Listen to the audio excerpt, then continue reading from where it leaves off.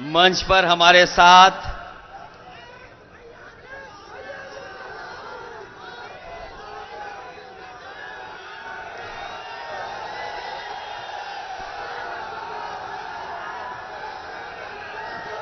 इस बार तो कुछ जोश और तरह का दिख रहा है और ये अच्छा है कि पीलीभीत का चुनाव पहले चरण में ही है और पहले चरण में ही हम लोग खुशखबरी सुनने जा रहे हैं।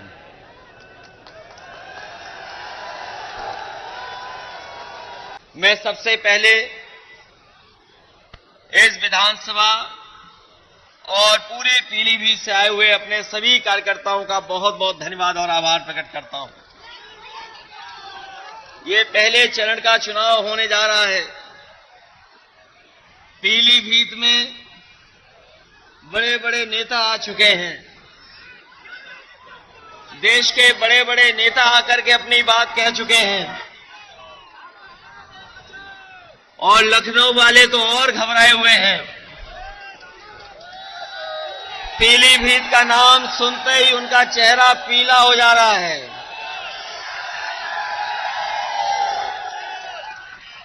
पीलीभीत का नाम सुनते ही भारतीय जनता पार्टी के तमाम नेताओं का चेहरा पीला हो जा रहा है और ये इसीलिए हो रहा है कि यहां की जनता ने इस बार मन बना लिया है और समाजवादी पार्टी को ऐतिहासिक वोटों से जिता करके भेजना चाहती है। अभी तक तो हमें यही पता लग रहा है लखनऊ में कि इस बार पीलीभीत में साइकिल चल रही है, इंडिया गठबंधन जीत रहा है। ये पीलीभीत हमारी बांसुरी के लिए भी जाना जाता है। ये बात तो प्रधानमंत्री जी भी जान गए कि बांसुरी के लिए जाना जाता है, लेकिन पीलीभीत की जनता तो तब चैन की बंसी बजाएगी जब भारतीय जनता पार्टी यहां से जाएगी। चैन की बंसी तभी बजेगी कि नहीं बजेगी, ये याद रखोगे कि किस तरह नुकसान किया इन्होंने। हमारे हर वर्ग के लोगों को दुखी किया नहीं कहते दुखी किया। हम तो अपने सभी गुरुओं संत और सबको प्रणाम करते हैं और अपने सिख भाइयों से भी कहेंगे कि इन्होंने अपने मान सम्मान से कभी समझौता नहीं किया और कभी भी अगर देश की रक्षा के लिए इन्हें अपनी जान भी न्यौछावर करनी पड़ी होगी तो हमारे सिख समाज के लोग कभी पीछे नहीं हटे होंगे। इसलिए हमारे सिख समाज ने देखा है किस तरीके से आंदोलन चला था, कितने लोगों की जान चली गई। बताओ इस चुनाव में दिल्ली वालों को सजा दोगे कि नहीं सजा दोगे? अपने वोट से इनको सजा दिलाओगे कि नहीं? ये हमारे आपके भविष्य का चुनाव तो है ही है, लेकिन ये देश के भविष्य का चुनाव भी है। ये चुनाव संविधान बचाने का भी चुनाव है।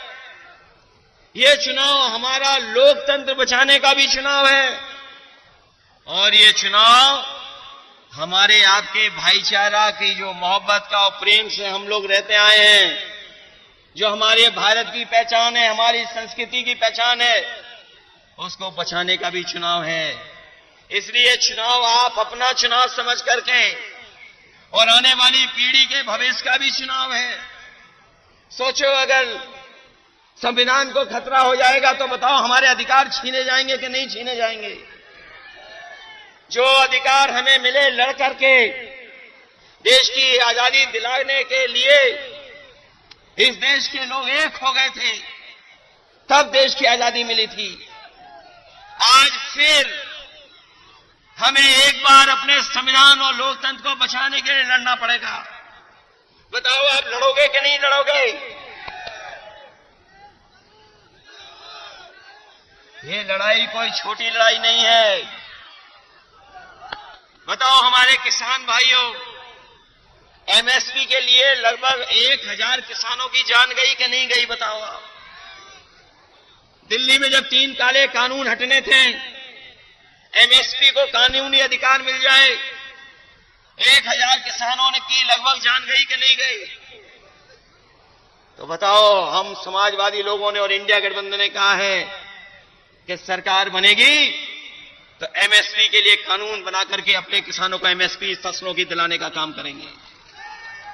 न केवल एमएसपी का कानूनी अधिकार देंगे, बल्कि हम अपने किसान भाइयों को कह के जा रहे हैं, गरीब भाइयों को, ये जो दिल्ली वाले लोग हैं, इन्होंने बड़े बड़े उद्योगपतियों के, बड़े बड़े कारोबारियों के 15 लाख करोड़ बैंकों का पैसा माफ किया है। अभी तक 10 साल में इन्होंने लगभग 15 लाख करोड़ उद्योगपतियों का कर्ज माफ किया है।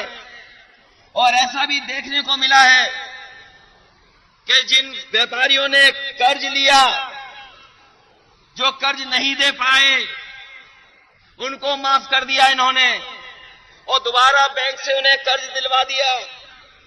ये आपने आंकड़े निकलवा लेना।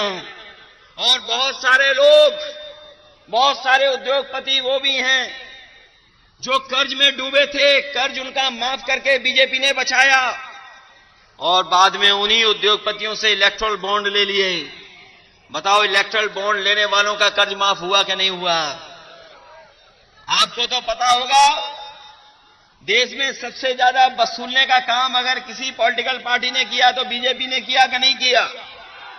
इसलिए अपने किसान भाइयों को हम कह के जा रहे हैं, इंडिया गठबंधन बनेगी सरकार, किसानों का पूरा कर्ज माफ होगा। जब उद्योगपतियों का